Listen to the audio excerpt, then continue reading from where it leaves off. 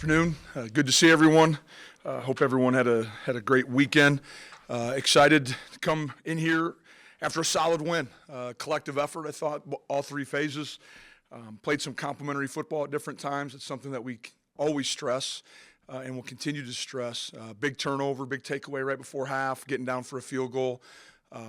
Really started to click on third down on both sides of the football in the second half, and I think that was the difference and allowed us to have 20 minutes of time of possession in the second half and 11 minutes in the fourth quarter. So when you can do those things and keep the ball out of your opponent's hand, generally leads to a victory. But I'll open it up for questions. I asked you a little bit post-game, but now that you've had a chance to check out film and stuff, kind of what were you most impressed with defensively for you guys? I thought fundamentally we played much better. I thought we played solid up front defensive line. I thought Javier Darrett, Will Mostart played well.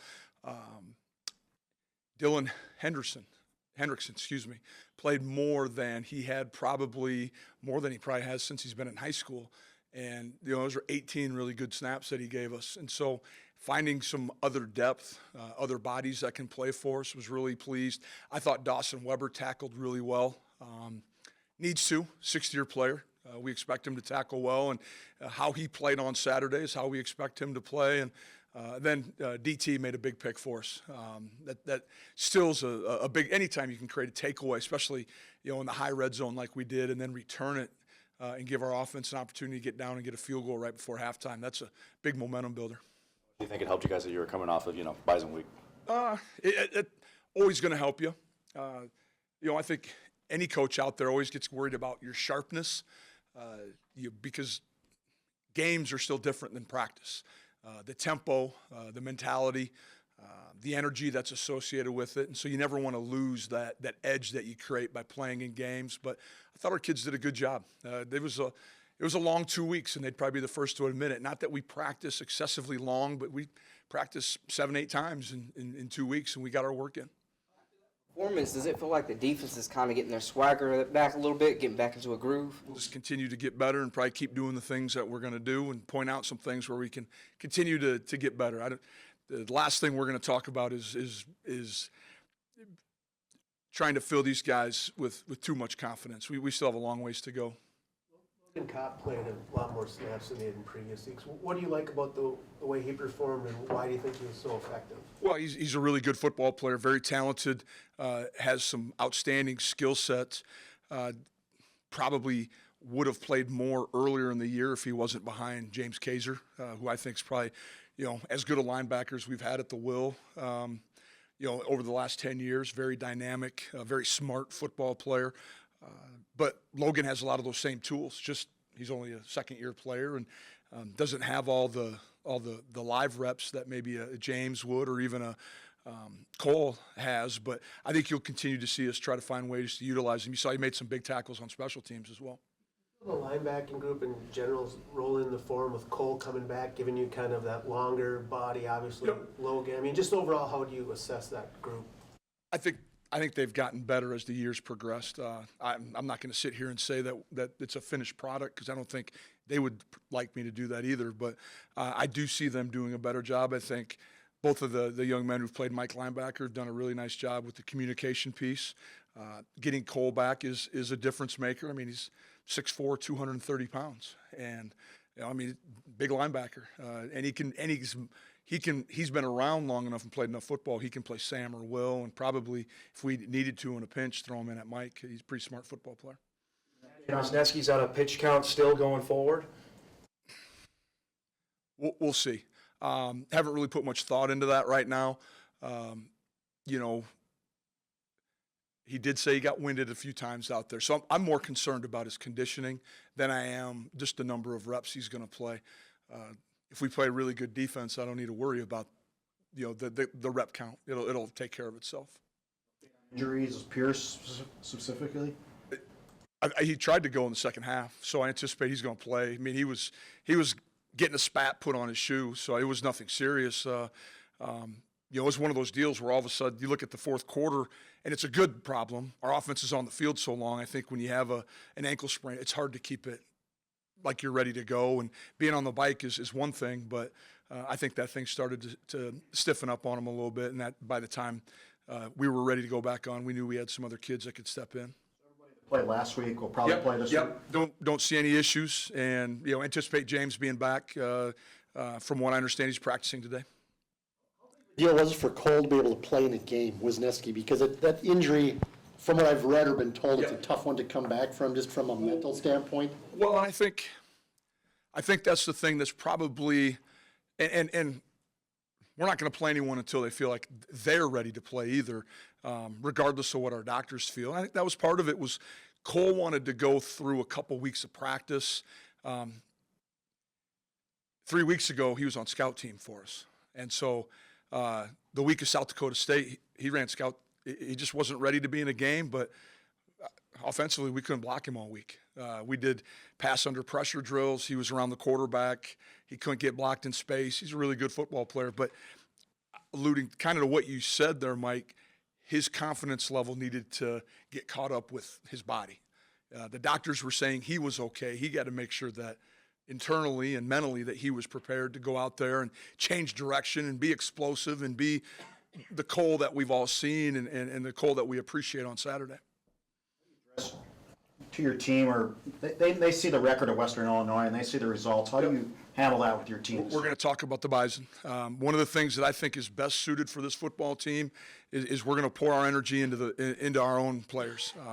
When we start pouring them into talking about this player, that player, I think it creates a distraction. So we're going to just keep talking about the things that we have to do to play Bison football on Saturday, and that's going to be, we're going to play fast and be physical are the two message things or descriptors or characteristics that I'm looking for when we get down to Macomb. One of the unique challenges of Macomb, there's only a handful of guys that played down there in 2018 about addressing what's on tap for Saturday. Well, there is. We kind of went through. Probably very few again have been down there just due to the rotation of the conference schedule. We'll probably address it real briefly today to get it out there. Then it's over with. But talk about logistically, it's very similar to the two games we've already been on the road at USD and Indiana State, where we don't actually stay in Macomb. We stay about an hour away, and there's some bus travel once we land. So that way they're prepared. It's get the white elephant out and address it and say, okay, now let's move on and let's go get ready to play football. But at the end of the day, field, the state, it's all the same as anywhere else. I mean, we got to go out and execute, and we got to play the Bison's brand of football. Burlington, Iowa now? Is that? This is the second time we've done that. Just finding a hotel that has all the meeting facilities and meal necessities is what's become critical. Team chaplains who go on the road, they're with the team at home on the road. Why do you think that's important? It's one of the core values of our program is spiritual development. And you can take that word spiritual however you would like, but probably when I first became a head football coach, it was just believing in something. Maybe that's your teammates. Maybe that is your family and coming up with your why. Maybe it's your faith. And we just want to make sure that our kids have a balance in life between football, academics, there's the social demands of being here in Fargo, but also something to fall back on from a spiritual standpoint. And I think it's been really positive. I mean, Saturday, I go to chapel every Saturday, regardless of home or away. And I think the last 3 Saturdays we've had to bring extra chairs in. I mean, there's young ladies from the equipment staff. There's people from the training room that are attending chapel and mass. There's coaches that are in both. And I bet you're talking about 60, 65 guys on a Saturday morning that want to spend their time with one another and sharing the word. Help with the long snapping too, or is he strictly just with? Probably helps with the long snapper's mental frame, but he's all about our players and pours into them, and that's why we want him around so much. He's a critical conduit between our freshmen and our staff. He meets with our freshmen once and kind of getting away from the spiritual side, but more just mental health side. He meets with our freshmen once a month, talks to them about recently it's been. You guys are about ready to enter the dog days of college football on scout team.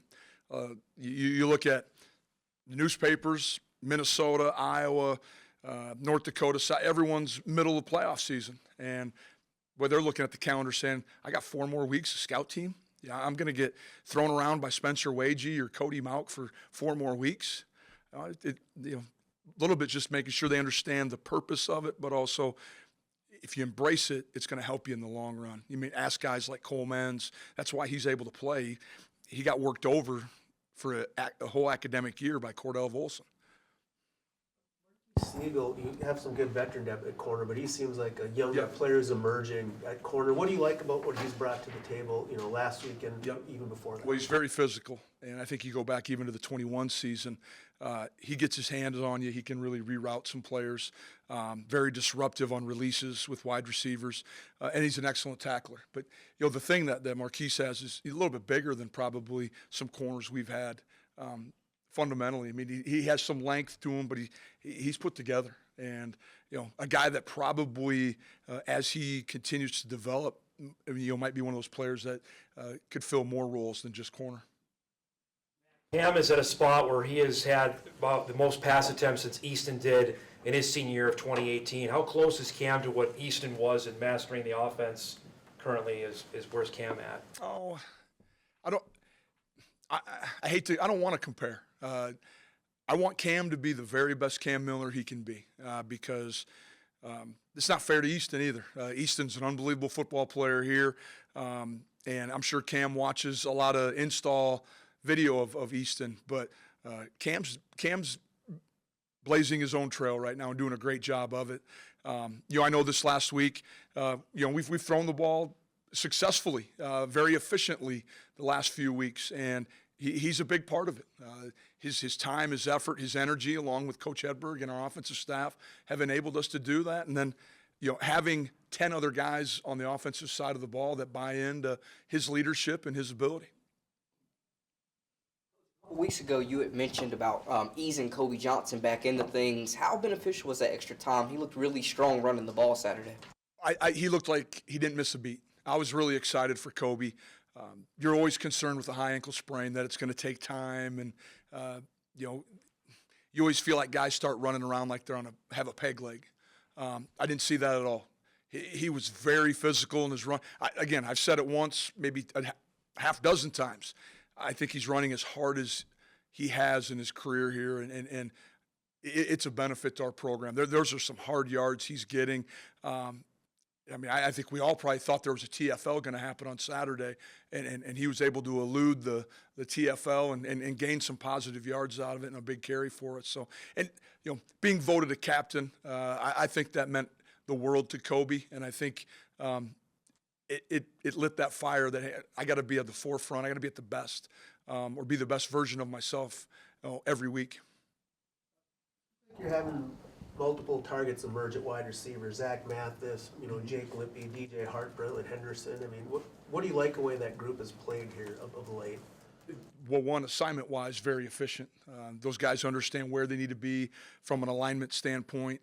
They understand the concepts we're running, pass game-wise. Coach Pauly does a really good job of prepping those guys. What you saw this last week, I guess you could say it was the NDSU version of some RPOs, but there were some now screens, some hitches thrown based off of defensive structure, and those guys are able to make some catches and break some tackles, which has been a big benefit. I mean, it just turns into a perimeter run game, but all those guys have excellent hands, excellent ability to break tackles, and they're all weapons. And I think we have some guys out there that can stretch the field vertically as well.